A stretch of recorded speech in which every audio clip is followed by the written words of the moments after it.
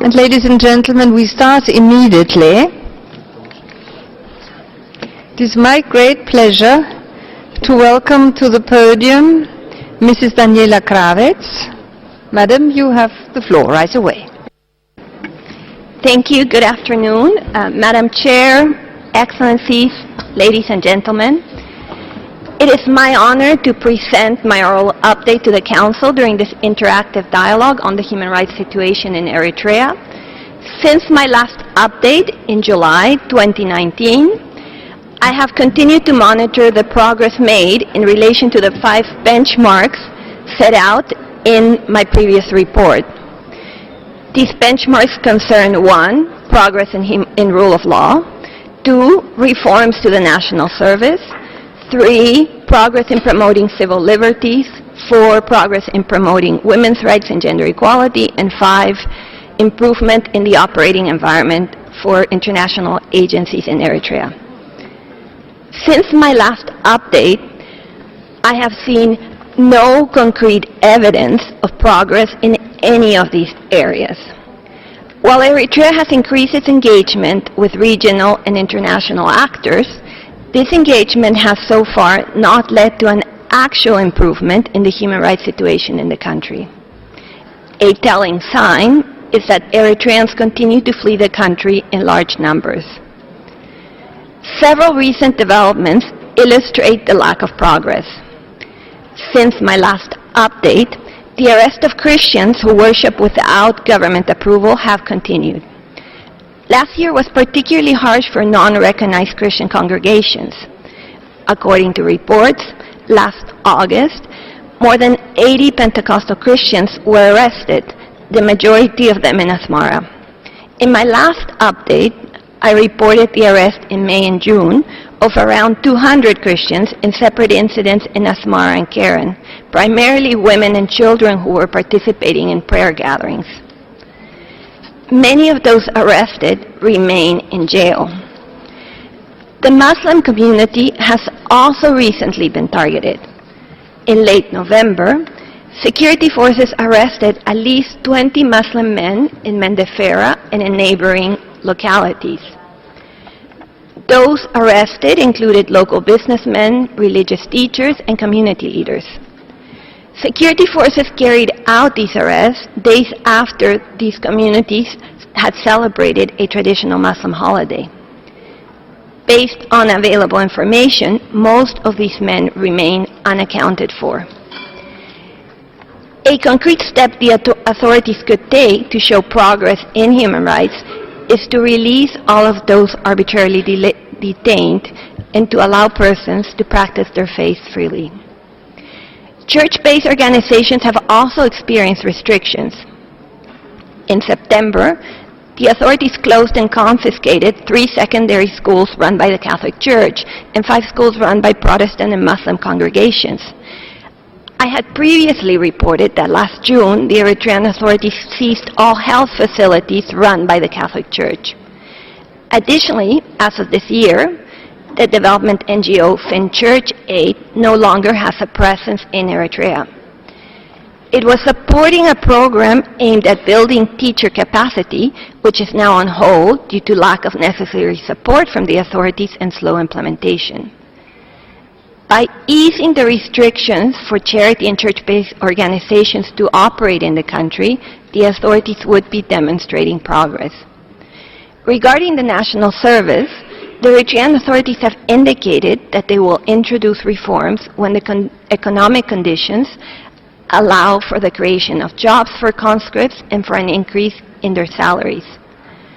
There are, however, immediate measures that the authorities could take that do not depend on economic reforms, such as stopping the ongoing roundups of youth for forced conscription, separating secondary education from military conscription, and putting in place mechanisms to monitor and prevent abuses against conscripts, in particular against female conscripts. Such measures would indicate that the Eritrean authorities are committed to improving the human rights situation. Turning to the issue of political prisoners and prisoners of conscience, here again there has been no progress. This September will mark the 19th year of incommunicado detention of Dawit Isaak, a Swedish Eritrean journalist, and of 10 of his colleagues. This September will also mark the 26th year of imprisonment, yes, 26 years, of Paulos Eyasu, Isaac Mogus, and Negede Teklemariam. The three men are part of a group of 52 members of Jehovah's Witnesses held at Maesterwa prison because they're conscientious objectors. And this April, Siham Ali Abdu, an American-Eritrean dual national and daughter of a former information minister, will turn 23 years old in prison. She has been held incommunicado since the age of 15, and I ask how many more birthdays will Siham celebrate in prison. The release of these and other individuals depends solely on the Eritrean authorities. Their release will constitute a positive step towards building trust in the international community regarding Eritrea's commitment to human rights. Finally, there has been no cooperation by the Eritrean authorities with my mandate. Since March 2019, my various requests to meet with Eritrean officials have gone unanswered. There is a way forward. The Eritrean authorities should seize the opportunities presented by peace and implement much-needed reforms. OHCHR has offered technical support, including on the implementation of the UPR recommendations accepted by the government, but the government has not yet responded. Various international donors are willing to assist the Eritrean authorities in creating jobs outside the national service, in promoting fair working conditions, and in building up its economy. A year on from joining the Human Rights Council, it is time for Eritrea to show that it is willing to take concrete steps towards upholding its international commitments. As always, I remain willing to work together with the Eritrean authorities on issues related to my mandate. And to the Eritrean delegation here in the room, I say that I'm here this week and I'm willing to meet with you, including immediately following this session. Thank you. Thank you very much, Madam. And I now, according to practice, start by hearing the delegation of the country concerned. So you have the floor, distinguished representative of Eritrea, and you have 5 minutes. Thank you.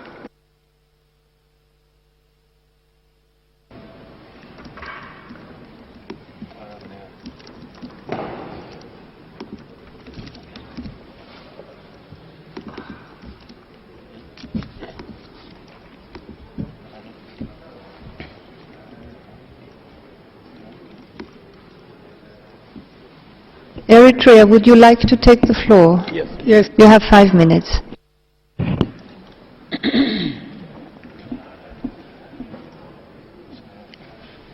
From the outset, my delegation congratulates you, Madam President, on assuming the presidency of the Council and commits to work for the success of this session and the Council in general under your leadership.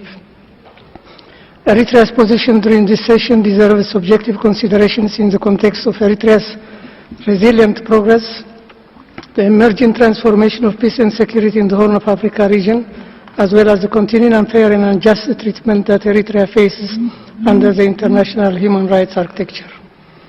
After 2 decades of the unfavorable international and regional situation that affected Eritrea's development, the Eritrea-Ethiopia Peace and Friendship Agreement was signed, revitalizing the regional dynamics of peace and security in the Horn of Africa region.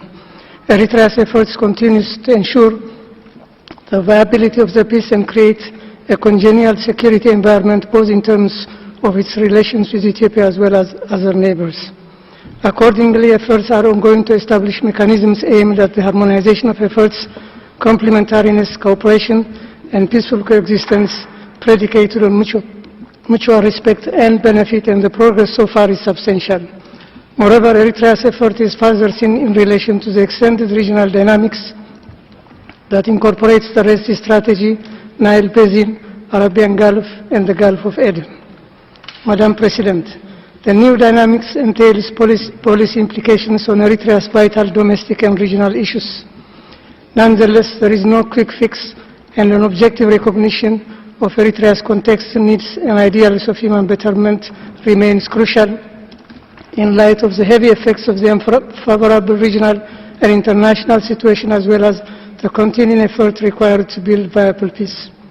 In a bid to redouble development efforts, consolidate progress, and address critical bottlenecks, Eritrea is mobilizing, organizing, and creating national capacity.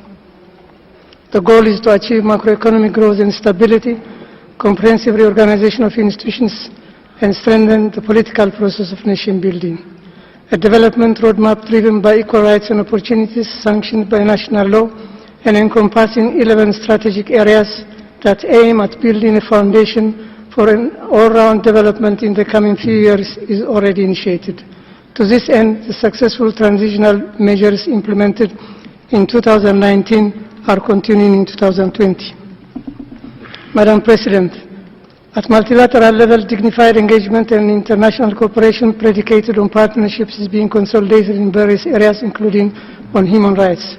The UPR in particular is being consolidated as epicenter for developing a follow-up coordination and engagement infrastructure of all pertinent Eritrea's international and regional obligations on human rights.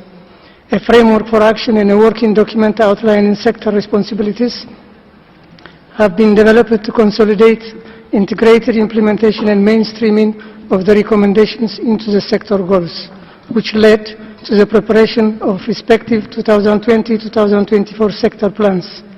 Implementation of the compiled UPR 2020-2024 national plan is expected to start in June 2020. On treaty body reporting, the 6th National Report of Eritrea under the CEDAW Convention was reviewed only 10 days ago, and periodic CRC report is underway. Cooperation with the OHCHR on capacity building in 3 previously agreed priorities will be discussed again. Effort to fulfill regional obligations and reporting is being consolidated, and furthermore, Eritrea recently held 2 rounds of political dialogue with the EU under Article 8 of the Cotonou Agreement, including on human rights. Madam President, despite the prevalence of a wide scope of opportunities for engagement and cooperation on human rights, Eritrea's progress and the emerging realities of regional peace, as intimated above, yet we are still in the usual situation where the special mechanism on Eritrea continues under a different agenda item. In a sense, this last move violates the sanctity of the agenda items and dilutes the lofty task of the Office of the High Commissioner and its mechanisms. In the case of Eritrea, it is unwarranted, counterproductive, and cannot be expected to provide an objectively assessed outcome. Indeed, the present oral report of the Special Rapporteur is unacceptable, as it again portrays the same pattern of behavior, negating Eritrea's ground reality and achievement, recycles the allegations and fabrications leveled in the previous mandates, and underestimates the transitional measures underway to strengthen peace and cooperation transformation in a new reality. In conclusion, the objective considerations stipulated above bestow responsibility on the Council to consolidate genuine engagement and cooperation, and the fair and just way forward is to terminate the politically motivated ill intent and approach perpetuated for a decade, as Eritrea did not and does not deserve to be in the Human Rights Council agenda item. My delegation again reminds the Council that the international human rights architecture should only serve as a vehicle for collective and shared responsibility to the ideals of humanity, far from political considerations, interests, and status. I thank you, Madam President. Thank you very much, and I wanted to point out that the list of speakers is now closed, and I now invite interested delegations to ask questions to the Special Rapporteur and to make comments on her oral update. The first delegation on the speakers list is the European Union.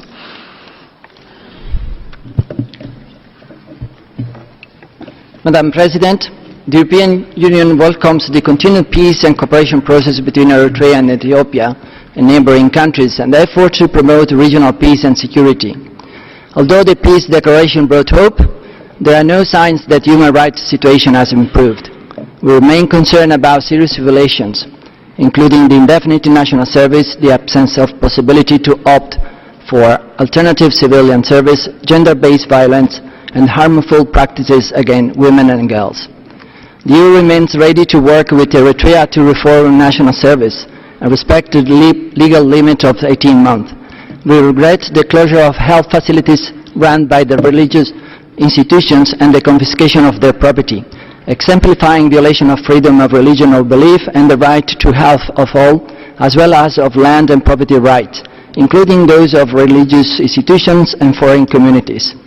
We urge Eritrea, a member of this Council, to uphold the high standard in the promotion and protection of human rights, to fully cooperate with the Special Rapporteur as well as the UN Human Rights Mechanism. Ms. Kravets, we fully support for your mandate and we thank you for your update. In your view, how could the international community support meeting human rights benchmarks, and how have you seen signs of Eritrea engaging in the discussion of your benchmarks? I thank you. Thank you very much. And the next speaker is the Holy See. Thank you, Madam President. The delegation wishes to express its concern for the seizure of the healthcare and educational centers of the Catholic Church, now in the hands of the governmental institution in Eritrea, respectively since last June and September. We reiterate that the Catholic Church, in accord with its own nature and universal mission, carries out charitable and social activities for the whole population, with a special attention to the most in need, without discrimination. Indeed, it pursues humanitarian and not political aims, seeking to offer its own contribution to the promotion of justice, peace, reconciliation, and dialogue. We therefore encourage the Eritrean government to enter into a constructive and respectful dialogue with the Holy See in view of building a prosperous and peaceful future, where the rights of freedom of religion or belief are respected in the context of international law for the integral development of all. My delegation hopes that the Catholic Church in Eritrea will enjoy the freedom to serve the common good through its healthcare and educational institutions, with the conviction that the only aspiration of the Catholic community in Eritrea is to contribute to the good and the prosperity of the country. Thank you, Madam President. Thank you very much. And the next speaker is the Netherlands. Madam President, the Netherlands aligns itself with the EU statement and would like to add the following remarks in her national capacity. We thank Special Rapporteur Ms. Kravets for her update and express our support for her mandate. Although we welcome the dialogue between Eritrea and the EU, the Netherlands notes that the positive regional developments in 2018 have thus far not led to domestic reforms and the improvement of respect for human rights in Eritrea, which remains ground for serious concern. The Netherlands continues to be particularly worried about the indefinite national service, allegations of arbitrary detention and torture, and the severe restrictions on people's rights to freedom of expression, assembly and association. We commend Eritrea for its commitment to economic development and the creation of jobs. However, as long as Eritrean citizens cannot enjoy their full human rights, this will not be enough. It is essential that the human rights situation in Eritrea is assessed independently. We therefore urge the government of Eritrea to cooperate with and allow access to the Special Rapporteur and other human rights mechanisms. Ms. Kravets, have you seen any improvement in the cooperation with your mandate and OHHR? Thank you. Thank you very much. And the next speaker is Australia. Thank you, Madam President and Special Rapporteur. Australia acknowledges the efforts of the Eritrean government to improve relations with the region and international community. We also note the government of Eritrea's acceptance of 131 Universal Periodic Review recommendations. We look forward to the full implementation of these recommendations, which should include reforms to allow for independent civil society and political organisations, and we encourage Eritrea to consider accepting the remaining recommendations. We acknowledge Eritrea's partnership framework with UNODC. We still have serious concerns about the human rights situation in Eritrea and urge the government to cooperate fully with the Special Rapporteur. In particular, Australia remains deeply concerned by ongoing reports of forced labour and prolonged compulsory national service. We urge Eritrea to introduce legislation that prohibits the use of forced labour, enforces reasonable time limits for national service and provides options for conscientious objection. Australia is concerned that despite Eritrea's rapprochement with Ethiopia, the Eritrean government unilaterally closed its borders with Ethiopia in April 2019. Australia calls on Eritrea to respect the peace agreement with Ethiopia and continue progress on implementing and institutionalising relations with its neighbours. Thank you. Thank you very much. And the next speaker is Germany. Thank you, Madam President. Madam Special Rapporteur, while the peace declaration has brought progress regarding Eritrea's relationship with Ethiopia, the dire human rights situation in Eritrea has unfortunately not improved. We remain deeply concerned by continuing serious human rights violations in Eritrea. These include the unlimited involuntary conscription into national service and the lack of freedoms of press and of expression. Civic space was already limited and continues to shrink. This also impedes the access of the Eritrean people to food, education, health, water and sanitation, as exemplified by the closure of schools and health facilities formerly run by the Catholic Church, as was just mentioned. We are also concerned by the findings in the recent CEDAW report. We call upon Eritrea to ensure the respect for human rights and the rule of law and encourage the government to adopt the benchmarks that the Special Rapporteur just mentioned. Germany remains ready to support Eritrea in this endeavour. Ms. Kravitz, we thank you for your oral update and for your valuable work carried out under difficult circumstances. How could the Agenda 1325 of the Security Council on Women, Peace and Security be implemented in Eritrea? Thank you very much. Merci beaucoup. Je donne la parole. Thank you. I call on Djibouti. Djibouti thanks the Special Rapporteur for her oral update. Djibouti hopes that our exchange today will be an opportunity for a constructive dialogue. Djibouti is making this statement against the backdrop of peace and reconciliation dynamics between the countries of the Horn of Africa region. My government welcomed and remains committed to the recent positive development in our region and believes that the commitment and engagement of all countries in the region will strengthen the regional integration and should benefit the respective citizens of each and every country. The opportunities created by peace and reconciliation are far-reaching and with no doubt shall positively impact the protection and promotion of human rights as well as the upholding of humanitarian law. My delegation would like to take this opportunity to update the Council on the fate of the 19 Eritrean prisoners of war under our custody. Djibouti, with the UNHCR, has finalized the review process of all the individual cases of Eritrean prisoners of war held in Djibouti since 2008. We took the decision with the support of the UNHCR and the ICRC to start a procedure for the resettlement of the 19 Eritrean prisoners of war who all benefited from resettlement in a third country. However, Djibouti remains deeply concerned by the lack of information on the 13 remaining Djiboutian prisoners unaccounted for and held incommunicado in Eritrean custody. Djibouti firmly believes that the normalization of relations between Djibouti and Eritrea, if sustained by meaningful and genuine engagement, shall contribute to solve the issue related to the fate of the Djiboutian prisoners of war. The Special Rapporteur, the OHCR and the Human Rights Council are encouraged to continue engaging positively with Eritrea. And I thank you. Thank you very much. And the next speaker is Liechtenstein. Thank you, Madam President. Liechtenstein thanks the Special Rapporteur for the oral update provided in this interactive dialogue. We remember the discussions that took place last June when the mandate of the Special Rapporteur was about to end and there was no clarity whether it would be extended. Hearing about the situation in the country, in particular the lack of progress in the human rights situation, including regarding the freedom of religion, we clearly see added value in this mandate and in a close monitoring of the situation. We would like to thank the core group for its leadership that allowed for the continuation of this mandate.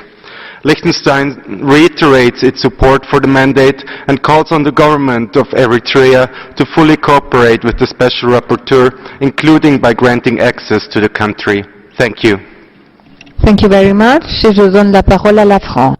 I call on France. Thank you, President. France aligns itself with the statement by the European Union and thanks the Special Rapporteur for the oral presentation, reiterating full support. France welcomes the contacts between Eritrea's authorities and neighbouring countries and encourages Eritrea to continue negotiating with Ethiopia to reopen the shared border and undertake negotiations with Djibouti. The human rights situation in Eritrea is a matter of concern. The tightening since the end of 2019 in particular involves many human rights violations and a large number of forced departures. France is concerned by the ongoing enforced disappearances, cases of torture and sexual violence. We call on Eritrea, as a member of the Council until 2022, to respect human rights and fundamental freedoms and to combat impunity. We call on it to cooperate with the Office of the High Commissioner and all of the Council's mechanisms, particularly the Special Rapporteur. Thank you. Thank you. I call on Cuba. Gracias, señora presidenta. Thank you, Madam President. The Human Rights Council must continue to explore and promote cooperation and dialogue of a constructive and respectful nature with Eritrea. The resolution that mandates this dialogue is counter to the position of the countries of the region and counter to the principles that should guide this Council. It once more shows politicization, selectivity and double standards imposed in this body. Cooperation, dialogue and respectful exchange among countries on the basis of the principles of the United Nations Charter are the most effective way to promote and protect human rights. This should also be the way for the Council to address concerns on the part of the international community and challenges for various countries in order to create a favourable environment for the implementation of all human rights for everyone. President, we reiterate that Cuba does not favour the involvement of the Security Council in human rights matters or human rights mechanisms following up agreements and specific mandates of that body, as the Special Rapporteur does in her report. Thank you. Gracias. Je donne la parole à la... Thank you. I call on Switzerland. Merci, Madame la Présidente.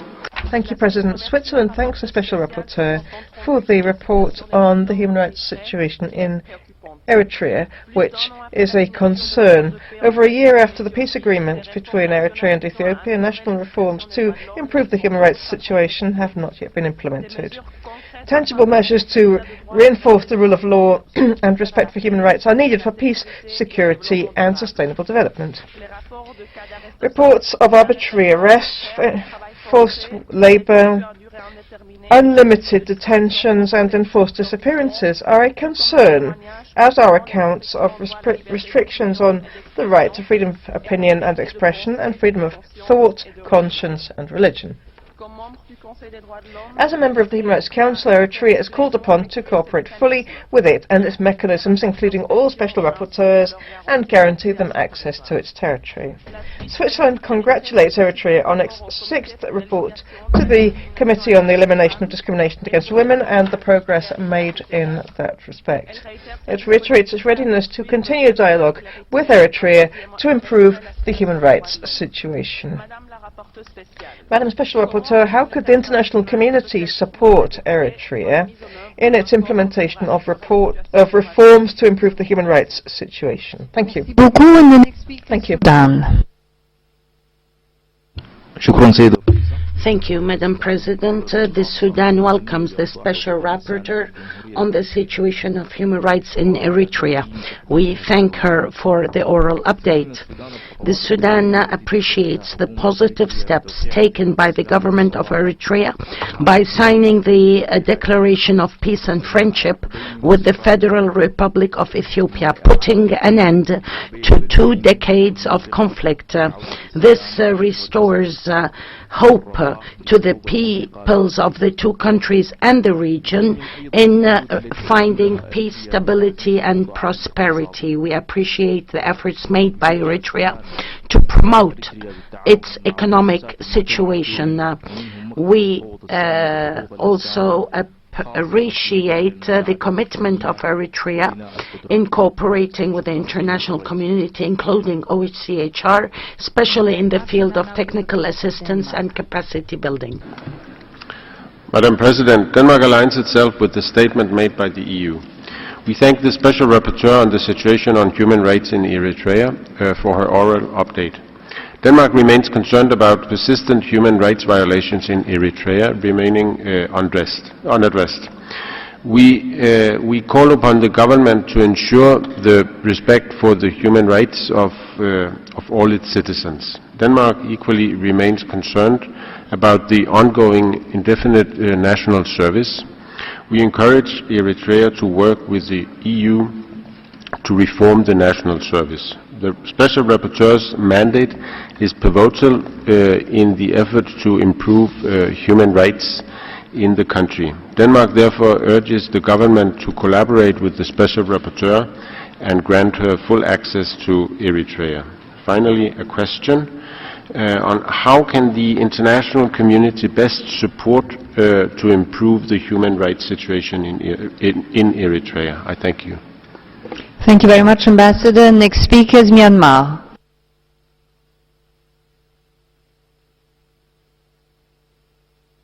Myanmar, are you there? That doesn't seem to be the case, so I give the floor to Greece. Thank you, Madam President. Greece aligns itself with the statement of the European Union. We would like to thank the Special Rapporteur, Ms. Kravets, for her oral report. Greece regrets that, despite the positive momentum for peace and security in the region, Eritrea's human rights situation remains dire. Indeed, Eritrea has squandered opportunities to achieve progress on this crucial topic.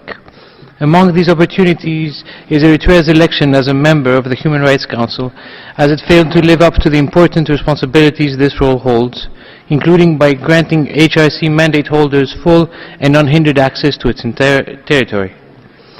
We share the Special Rapporteur's concern regarding the continued use of indefinite and arbitrary detentions, enforced disappearances, the lack of freedom of association and press, and the persistence of an indefinite national service.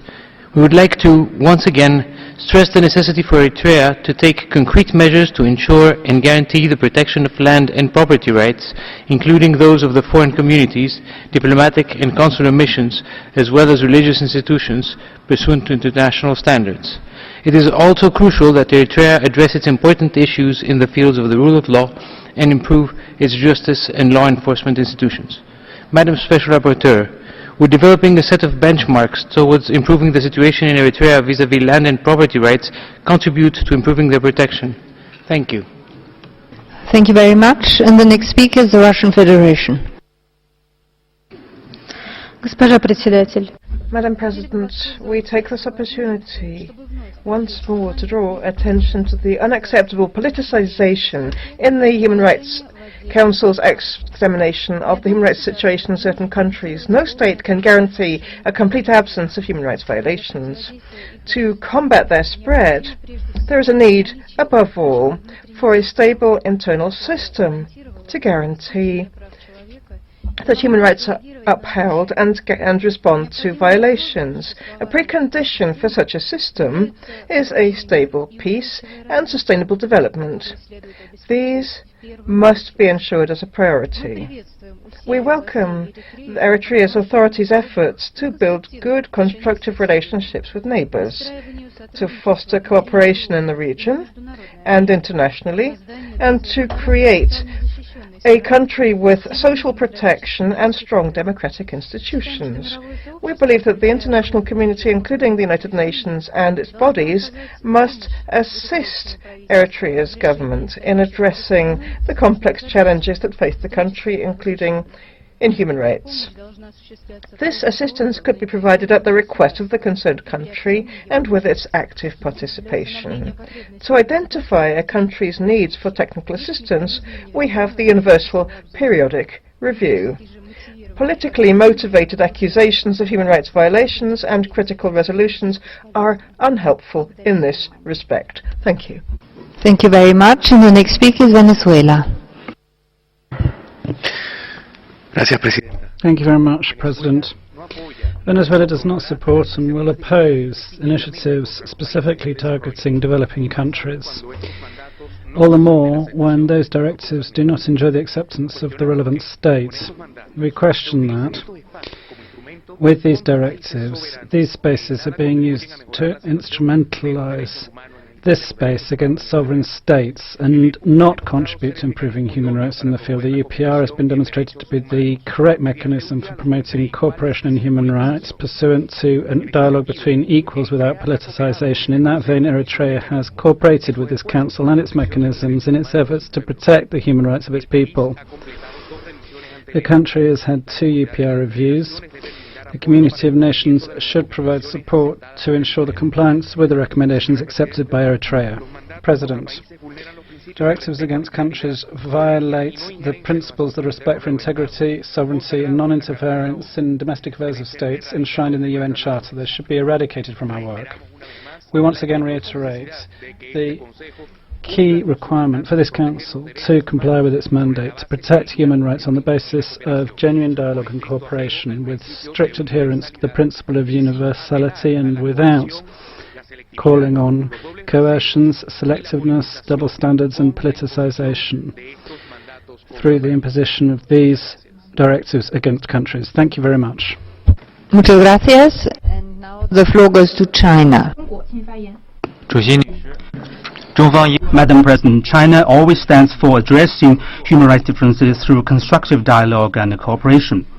China welcomes the positive efforts of Eritrea in actively promoting economic social development, eradicating poverty, improving people's living standards, protecting the rights of vulnerable groups including women, children and persons with disabilities, and actively working to implement the accepted recommendations during the UPR. International community needs to look positively at the efforts and achievements of Eritrea in promotion and protection of human rights. China has noted that Eritrea and other countries in the region are against the continuation of the mandate of the Special Rapporteur on the human rights situation in Eritrea. China is against imposing external mechanism without the consent of the countries concerned, which is not conducive to promotion and protection of human rights. China welcomes the positive development in situation in the Horn of Africa, stands ready to play its constructive role for peace, stability, development in the Horn of Africa. Thank you, Madam President. Thank you very much. Next speaker is the United Kingdom. Madam President, the United Kingdom thanks the Special Rapporteur for her report and continued commitment to monitoring the human rights situation in Eritrea. We regret Eritrea's lack of cooperation with her. The United Kingdom acknowledges the tough path Eritrea has navigated and recognises areas of achievement, such as in some areas of health provision. And we do believe that Eritrea has a bright future in partnership with its people, if based on an unqualified respect for human rights. However, we do remain concerned by the human rights situation. Progress is needed to respect rights to liberty and security of person, fair and equitable treatment of detainees, promotion of freedom of religion or belief, and the rights to freedom of expression and peaceful assembly. In this regard, we welcome Eritrea's acceptance of UPR recommendations and look forward to Eritrea's 4-year plan for action for implementing them. We stand ready to provide support. We will also continue to press for specific reforms, including for the national service, freedom of religion or belief for worshippers of unregistered religions, and the release of arbitrarily detained individuals, including journalists. Madam Special Rapporteur, what is your assessment of Eritrea's cooperation with international organisations, including those focused on human rights such as the OHCHR? Thank you. Thank you very much. And the next speaker is Norway. Thank you, Madam President. I would like to thank the Special Rapporteur for her briefing. Norway welcomes Eritrea's engagement in the UPR process and acceptance of 2 of the recommendations from Norway. Among them, improving the administration of the justice system by carrying out judicial and penitentiary reforms to ensure compliance with international human rights law. The joint declaration of peace and friendship with Ethiopia is a positive step that could lay the ground for economic growth and improvements of living conditions for the people of Eritrea. We encourage Eritrea to follow up this positive momentum with domestic reforms. As a long-standing friend of Eritrea, Norway remains concerned about the human rights situation. Upholding human rights is an integral part of any government's obligations towards its citizens, and it is essential for achieving the SDGs. It is vital to ensure transparency, both on progress made and on areas where improvements are needed. Norway encourages Eritrea to continue to cooperate with the various UN mechanisms to protect and promote human rights, and remains committed to supporting Eritrea's efforts to fulfill its obligations. We would be interested to hear the views of the Special Rapporteur on how the UN and the international community could partner with Eritrea in advancing rule of law reforms. I thank you. Thank you very much. Et je donne la parole à la Belgique. Belgium has the floor, please. Thank you very much, President. Belgium aligns itself with the European Union statements and would like to thank the Special Rapporteur for her oral update.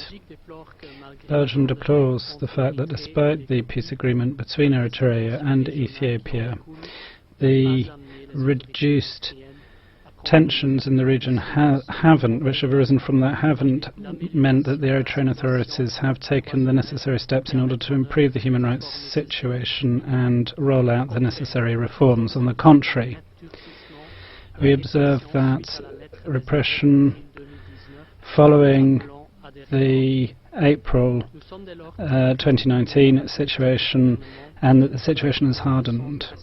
We believe that there is a lack of will being demonstrated by the authorities to work with Eritrean citizens, and Belgium would like to therefore invite Eritrea as a member of the Council to strengthen its cooperation with the regional and international mechanisms upholding human rights, as well as the Special Rapporteur and the treaty bodies.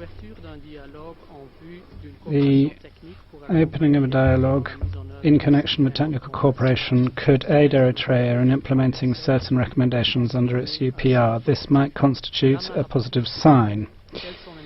Madam Special Rapporteur, what immediate and short-term measures could be taken by Eritrea to demonstrate its political will in order to bring about change in line with its international commitments? Thank you. Thank you very much. Ethiopia, please. Madam President, Ethiopia thanks the Special Rapporteur for her oral updates.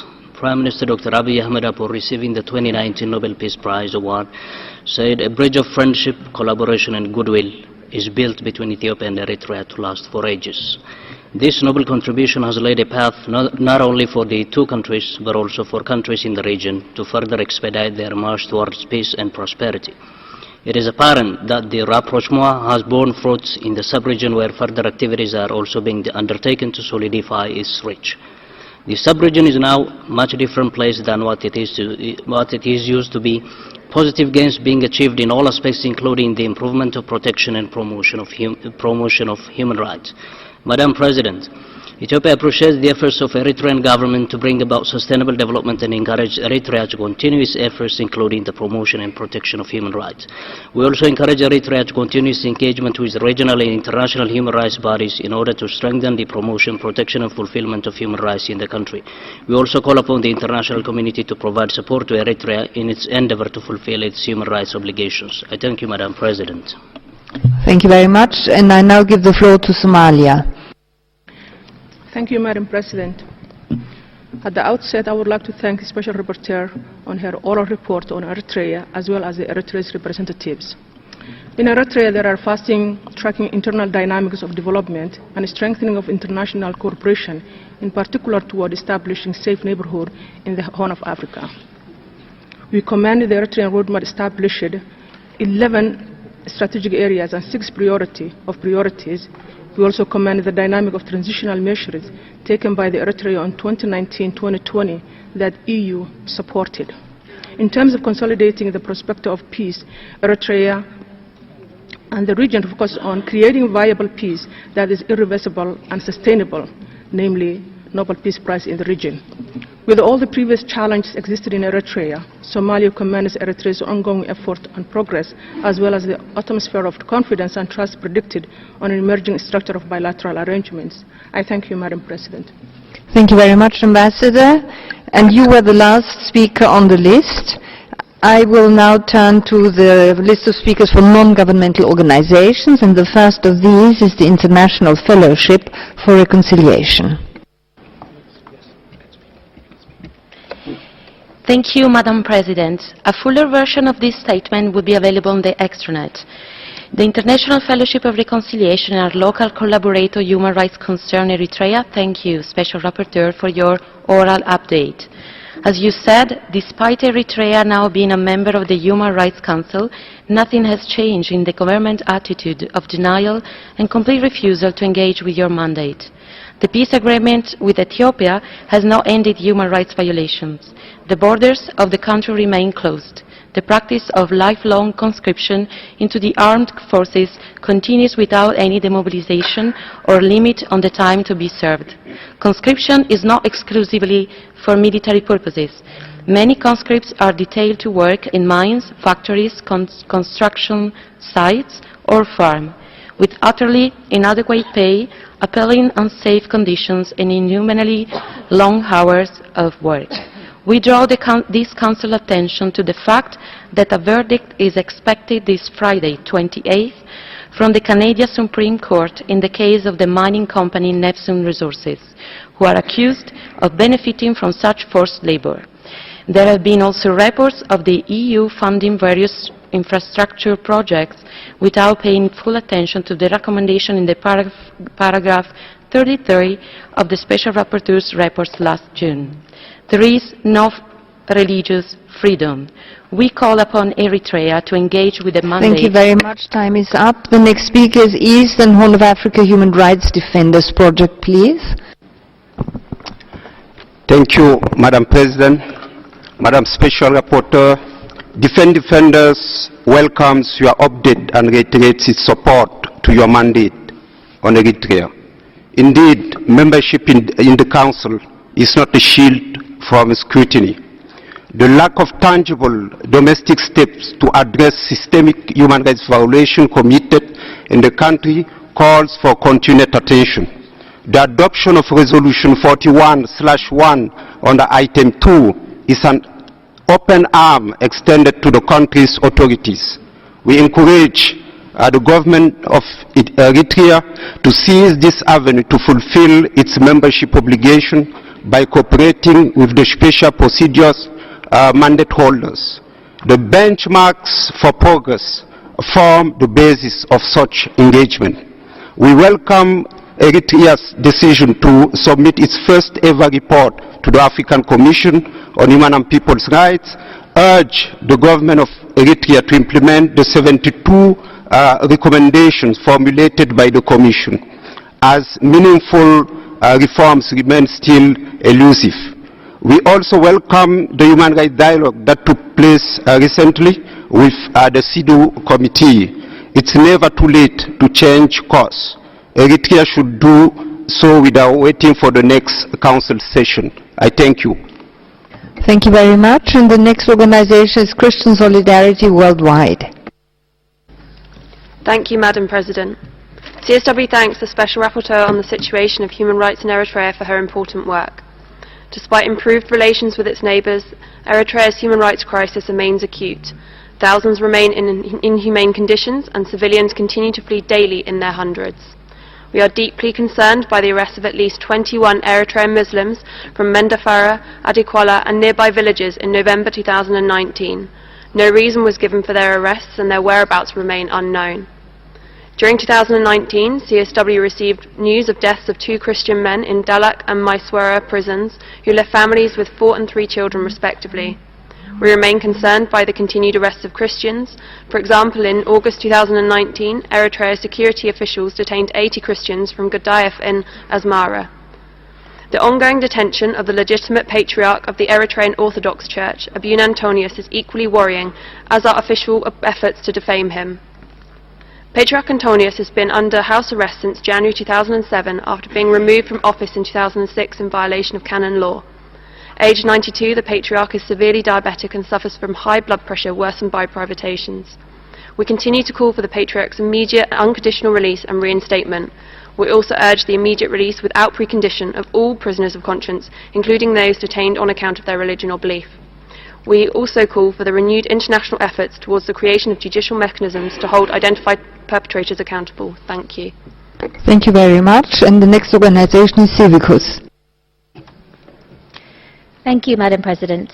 Civicus and Eritrean partner organizations welcomes the work of the Special Rapporteur and thanks you for your update in this crucial continued scrutiny. The government is failing to make progress in the human rights situation in Eritrea does not show improvement.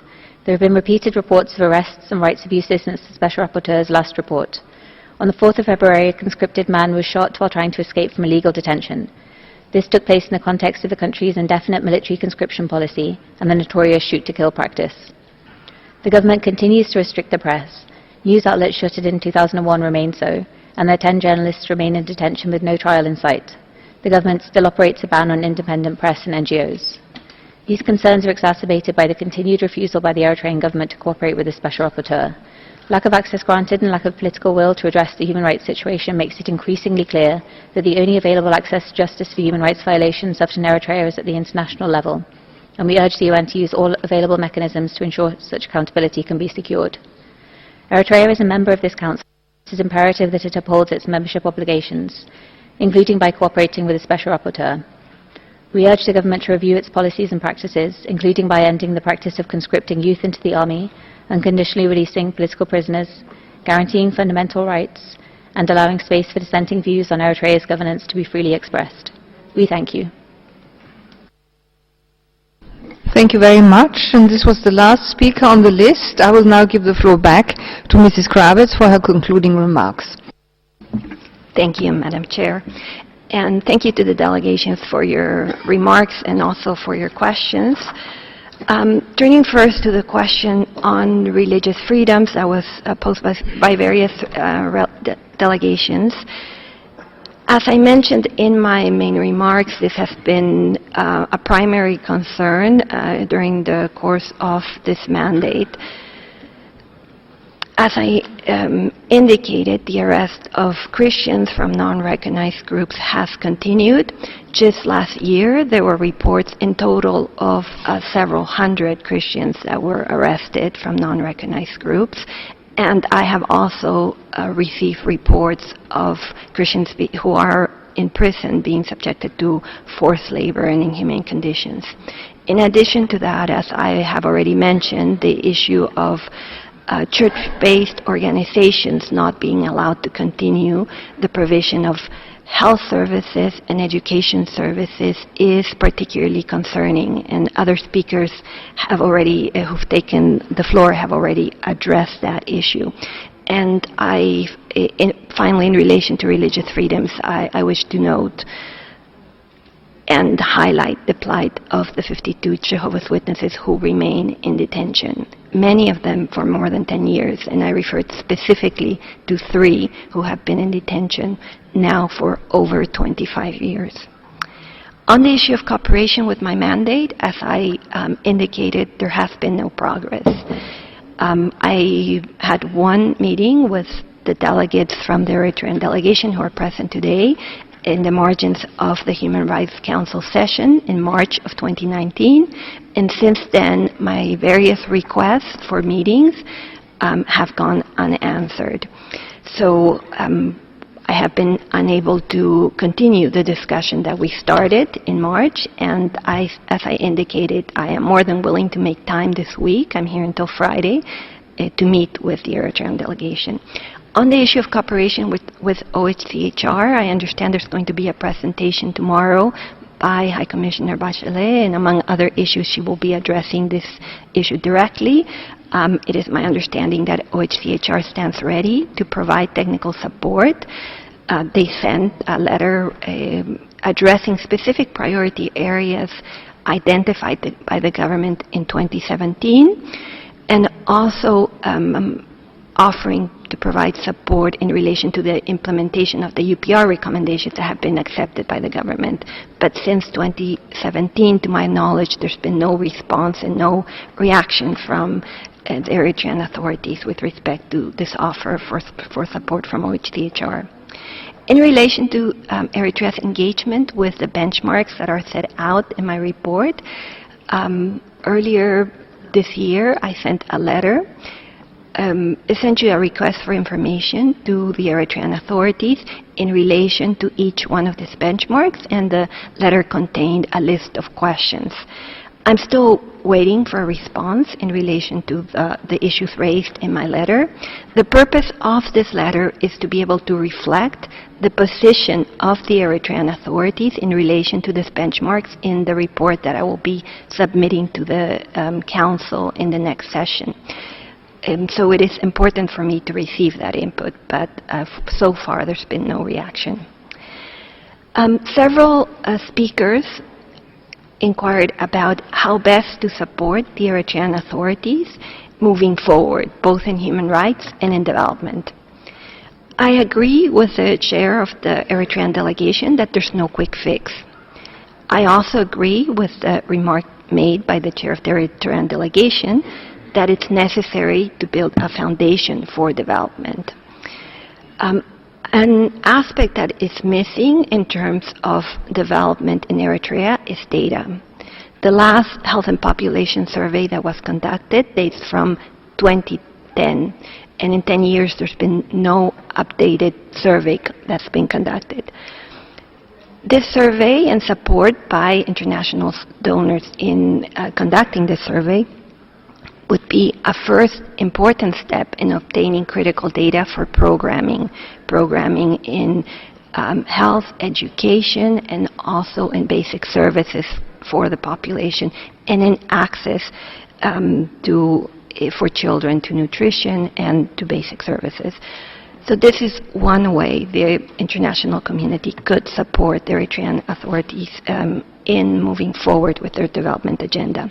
There is also important need to strengthen education. Unfortunately, as I mentioned, the current policy of the Eritrean authorities is to restrict several organizations that have been providing education services and have been focusing in strengthening the teacher capacity in country. But this is another area where international cooperation is much needed in order to for Eritrea to move forward in its development program.